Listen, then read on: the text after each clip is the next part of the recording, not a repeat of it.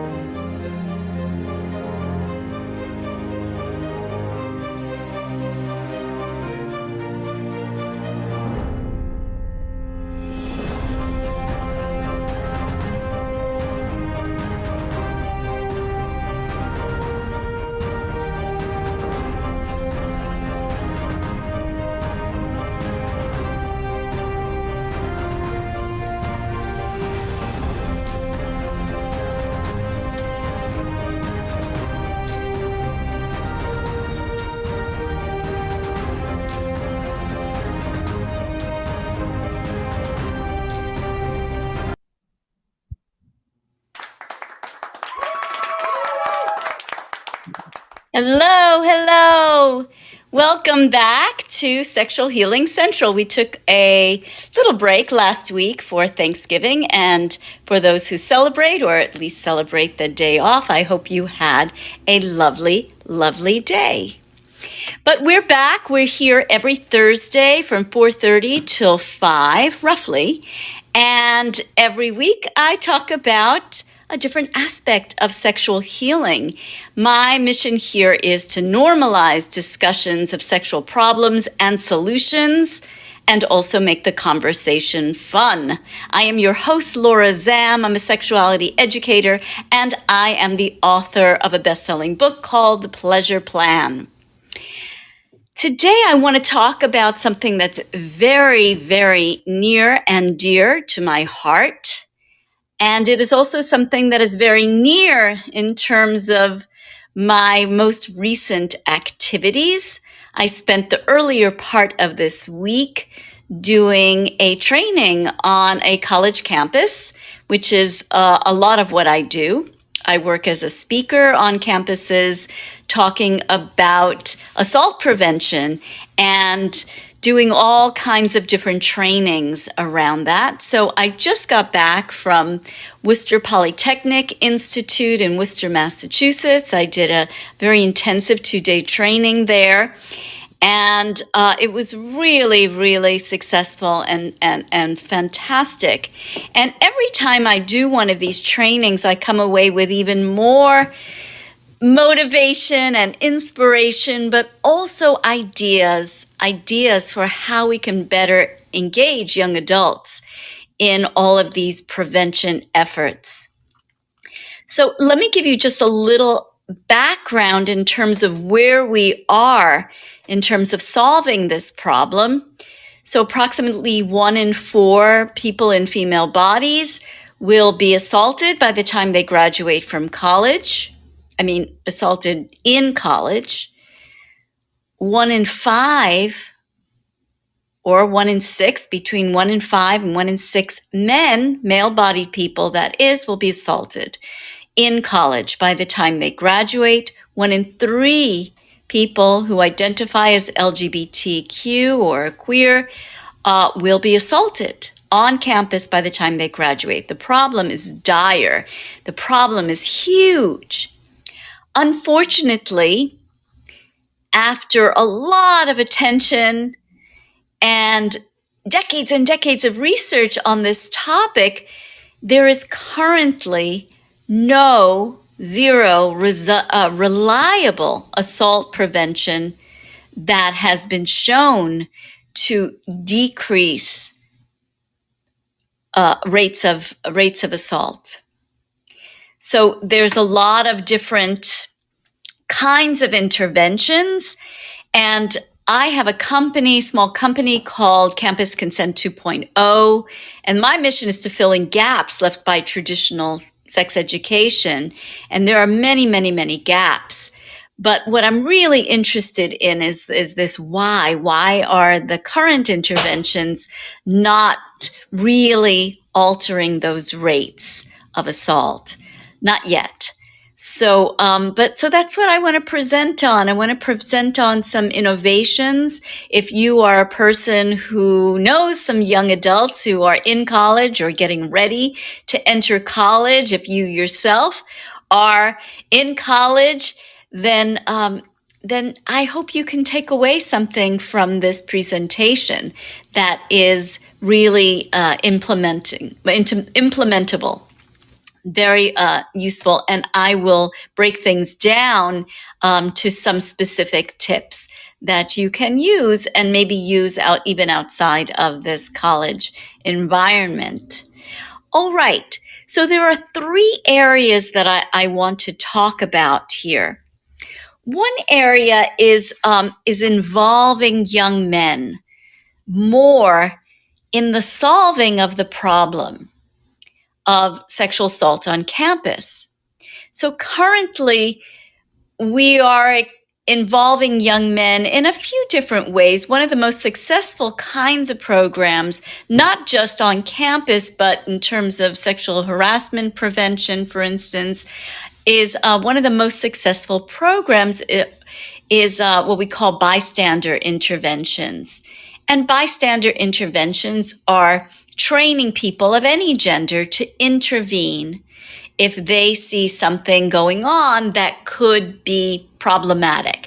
For instance, if they see some person who is with another person who's maybe blackout drunk, and it looks like this first person is might be a little bit predatory or aggressive in terms of trying to, get over. That's what we used to call it when I was growing up in Brooklyn.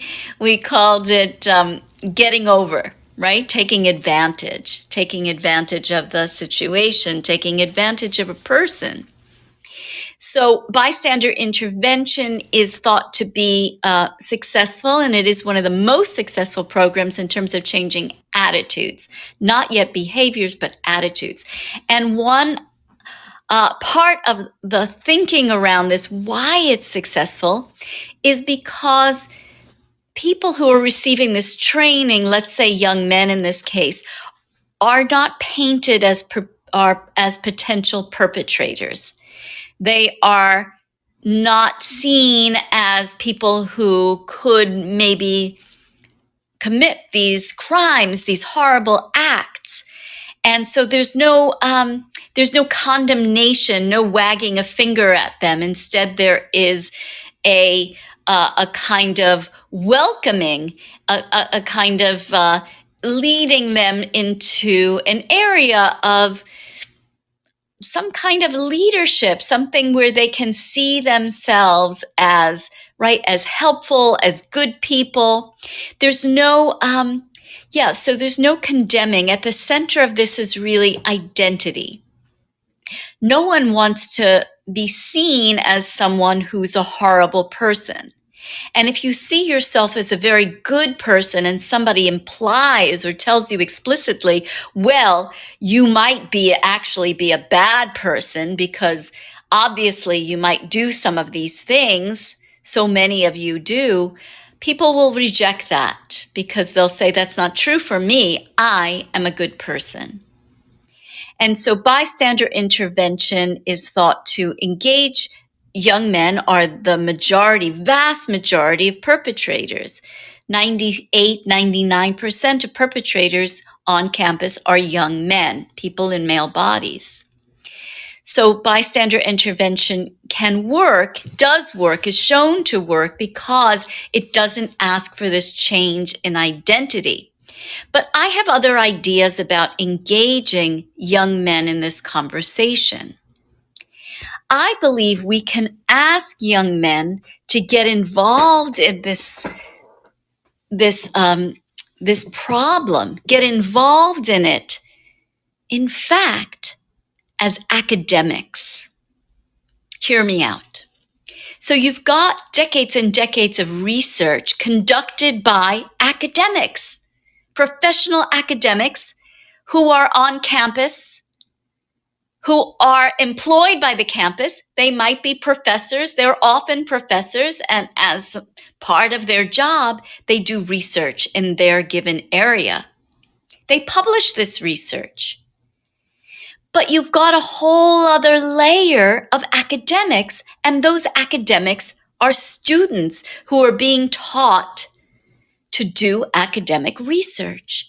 And so I believe when you've got a bunch of middle-aged people, let's say, trying to study young men and figure out how you can help them to not perpetrate, help them to change their behaviors and their attitudes, I think you can cut through a lot of the circuitous way we're doing this. Cut through that. Go directly to the young men. Have them solve this as a kind of puzzle. Let them do the academic research and let it be led by their own interest. I did a project recently. I was writing a paper for my own certification as a sexuality educator. I'm just finishing up my certification program. And as part of this, I did research in the area of campus sexual assault, and an area that is of great interest to me. And that interest is childhood sexual abuse. I was just curious, has there been research? Have there been studies? Oh my God. 40 years of research, 40 years of studies, thousands and thousands and thousands of papers on this topic, showing these links, showing different angles on this particular relationship. And it really inspired me, my own experience inspired me to do the same thing, to propose this to young people who are whom we're trying to affect, to in fact have them study this problem and find their own solutions. Well, if we give them enough suggestions and if we give them enough leeway, maybe they will study something that is interesting to them. When I was at Worcester WPI a couple of days ago, I was just experimenting with some fraternity folks and just doing some random searches on Google Scholar. And one thing that came up was campus sexual assault and different kinds of beer. Like there are studies that link bush beer, which is often what's in those kegs, and campus sexual assault. So you could study something very, very specific that is actually interesting to you, where you've got some natural curiosity. And out of this kind of research could come recommendations made by students themselves. Recommendations made by students themselves so that they now are empowered. They feel empowered to help solve this problem that is very problematic for the campus, problematic for the fraternities in this case, problematic for individuals on any end of this. Let them figure this out following their own curiosity. So let me just present this to you as a person who perhaps has an interest in this topic. I hope that you do. Do this yourself. Go to Google Scholar, type in sexual assault or campus sexual assault and all in caps, and some other word that is basically what you are interested in. Right? Some relationship that you are exploring, and see what you come up with. You can spend just 10 minutes on this, but you might learn something new, a new angle, and maybe that will start you thinking in a new direction. A new direction about this problem, take you out of maybe your own thinking, maybe your own frustrations around this. if you do have frustrations around this. And by the way, it doesn't have to be sexual assault at all. You can do this with any problem that you have a lot of frustration around, where you wonder, how come nobody is able to solve this? You solve it. Or solve it to the extent where you can see what have researchers been saying about this, and see if you can find new information. And maybe that will change. Maybe that will change you. Maybe that will give you ideas for how you can change your organization, your workplace, your family, the way that you're rearing your kids, etc., etc. I think we all need to get involved in this issue particularly, but maybe find our own inroad.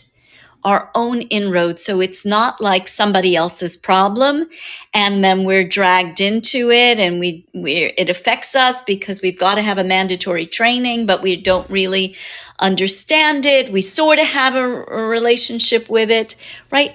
This gives us our own vested interest, if only an intellectual interest in this. That's good enough. Awesome. Thank you. I think we need to, right? We need our own ways of relating to this problem. So that's one idea that I have. Okay. Second idea about sexual assault on campus is that we teach sex ed to our our young people. But in this case, I want to talk about two different kinds of sex ed. One sex ed is exclusively for female-bodied people. Female-bodied people, it is shown in that age group, but not just that age group, frankly, are not having equal fun. They are playing by rules and, let's say, habits and customs that are not of their design, and they are getting the shaft, so to speak. They are getting the shaft, but they're not getting their equivalent of the shaft. There is a huge orgasm gap on college campuses. Females are unlikely to orgasm during hookups. Unlikely, because they're with partners largely who've learned about sex from pornography, who don't have a lot of experience, and often it's a one-time encounter, so there's no time to learn somebody's body. And if you've ever slept with a female-bodied person, or you are a female-bodied person, you know that time and practice and getting to know someone can be absolutely instrumental in our pleasure, right? In our pleasure. Certainly hooking up can be fun. I don't deny that. I'm not taking that away from anyone. But the actual sexual pleasure beyond this fun, just the excitement of, let's say, a new person, is very often lacking. So, going back to the research, it is shown actually that some of the most successful programs on campus, I said bystander intervention has been successful. The other most successful program is assertiveness training for female-bodied people, often in the context of self-defense training. And lots of times, what is thought to be most effective is a verbal assertiveness that is developed. And I believe that we can do the same thing in the context of sex education for young women and female-bodied people. I think that it's actually critical that we do this so that these people have this ability, develop an ability to speak up for themselves, to advocate for a sexual experience that is of equal, right, of equal value in terms of that pleasure quotient. But also, if we only think of sexual encounters as being successful if they don't result in a sexual assault, that is a very low bar. And that's currently what's going on. We say, well, if there was consent, if you consented to an encounter and it was absolutely lousy, it was still considered a success in many people's eyes because you did not get assaulted. And there's no education around that. What do you do? How do you turn around a lousy encounter? How do you have a better encounter next time? Right? So we need that education.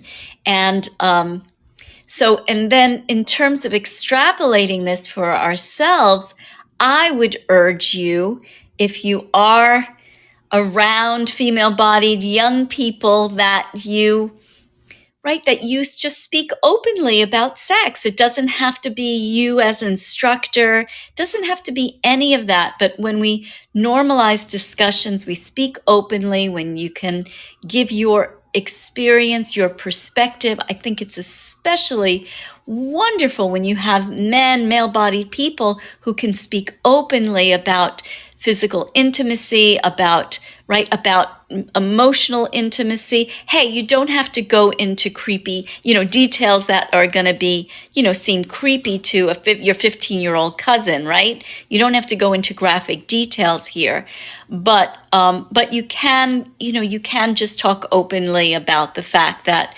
sex is natural and that it works best if people are, do have some kind of relationship, and that, make yourself available to answer questions that young people may have. It's really helpful if all of us take this on, this de-shaming, because students come to campus with a lot of sexual shame. This generation has tremendous anxiety. Some people think it does have to do with our devices. I'm on my device right now. I was just looking for my phone. I'm like, oh, I've got my phone right here. This app, the Fireside app, is on my phone, right? So we're addicted to our phones. We're on it all the time. And this younger generation, this Gen Z generation, they've been really adversely affected, as I'm sure you know.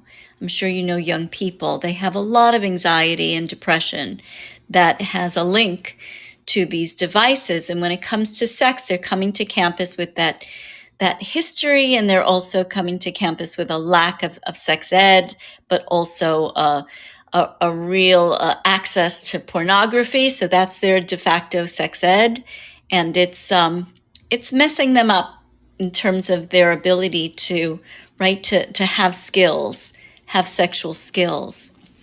So yes, so be a person who is who just speaks openly about these things, and you will do so much. So much.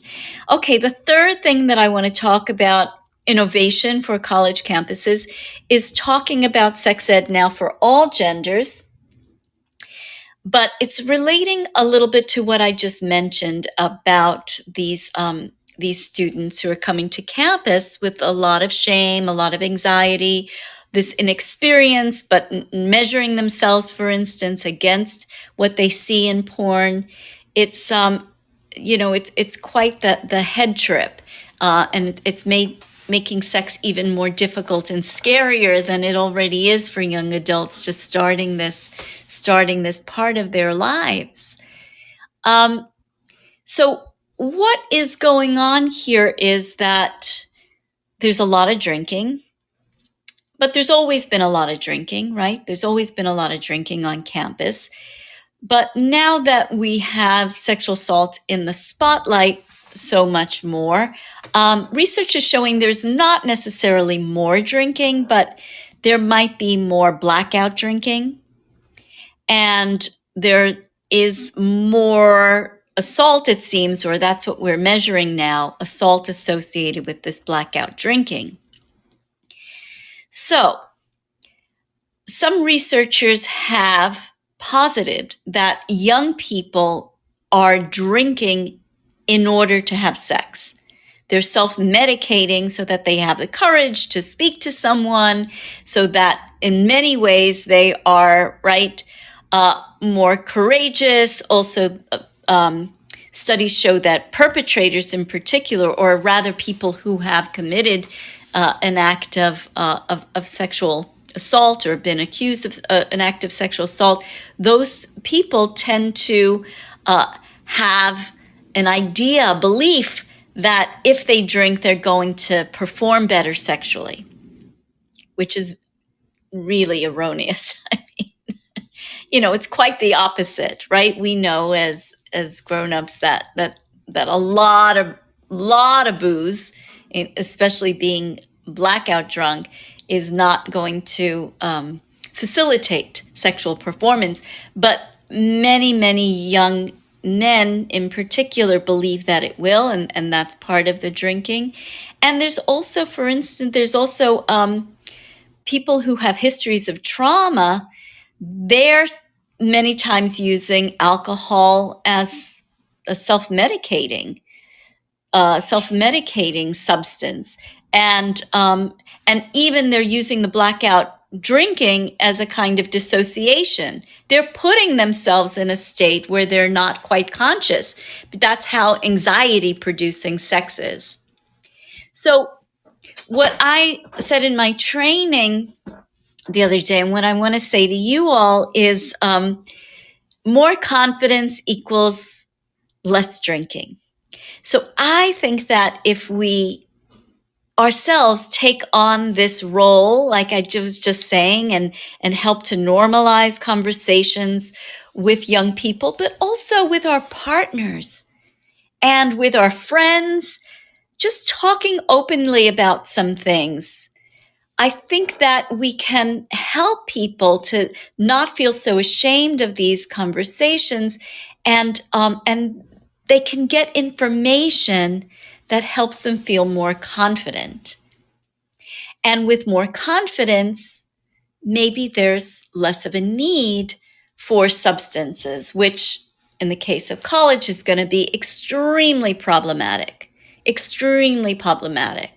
The vast majority of assaults happen with excessive, large amounts of alcohol to really drunk people. So we want to see if we can get that confidence up. And I believe that a good way to do that is just simply by talking. I know that was the case with me. I didn't have a lot of sexual confidence because I didn't know anything. I didn't feel like I knew anything about my own body. And so by talking about it openly, then talking with my partner, talking with all my friends weren't talking about it. I was so embarrassed to ask them anything or confide in them about my own problems. But once I started doing that, well, lo and behold, now it's an open topic of conversation because people know, like, okay, well, Laura's in the room, then I guess we're going to talk about sex. So, hey, I actually have a question. So that is it for my presentation. I'd like to open up here for any questions and just anything here. Any questions you have, anything resonate? Does anybody here have any young people that you are parenting or close to, people in college? Anybody? Okay. Well, I'm sure as the holidays come up, there will be young people of that age that you'll come in contact with, or most probably. So just keep this in mind. That you can make a huge impact on the young people in your life just simply by being a person who is open about relationships and a go-to person. You don't have to be a sexologist or an expert. You can just be yourself and share what you know, but let people know that you're available, especially people that might be inclined to look up to you, to come to you with advice. Let them know that you're there for them and that you're happy to talk about what you know, whatever it is, about relationships and about sexuality. I